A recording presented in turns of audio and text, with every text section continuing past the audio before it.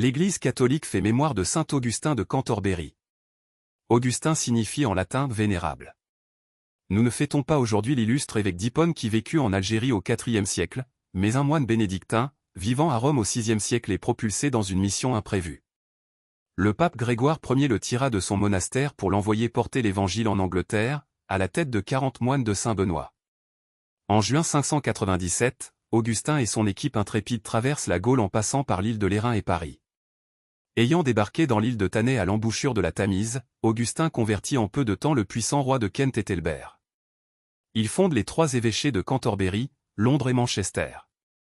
Il deviendra le premier évêque de Cantorbéry, demeuré siège primatial de l'église anglicane. À partir de cet évêché, il développe avec ses moines tout un réseau de diocèses, ainsi York et Rochester, en plus de ceux déjà mentionnés. Il semble que la mission pastorale de l'évêque Augustin en Angleterre ait davantage porté ses fruits chez les anglo-saxons que chez les Celtes du pays de Galles. En effet, ceux-ci furent choqués par son manque de tact et ses manières hautaines. Il était sans doute trop empressé de s'établir comme évêque primat de toute la nation et d'imposer la liturgie romaine. Reste que l'Angleterre chrétienne a gardé gratitude au pape de Rome Grégoire Ier, initiateur de cette mission outre-mer, ainsi qu'aux moines, évêques malgré lui, Augustin qui termina sa tâche à Cantorbéry le 26 mai 604 ou 605. Les prénommés Augustins peuvent le choisir pour saint patron, ainsi que saint Augustin d'Hippone, Afrique du Nord, dont la fête est le 28 août. Saint Augustin de Cantorbéry, priez pour nous. Évangile. Si je ne m'en vais pas, le défenseur ne viendra pas à vous. Alléluia. Alléluia.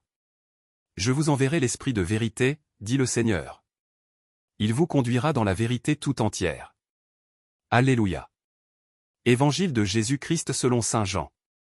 En ce temps-là, Jésus disait à ses disciples: Je m'en vais maintenant auprès de celui qui m'a envoyé.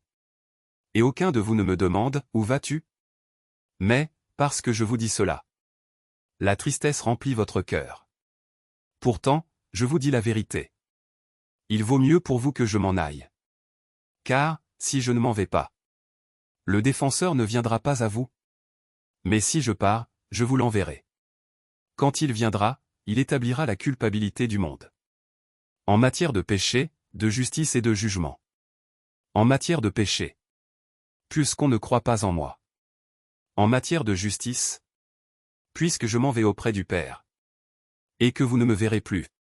En matière de jugement, puisque déjà le prince de ce monde est jugé. Acclamons la parole de Dieu. Louange à toi Seigneur Jésus.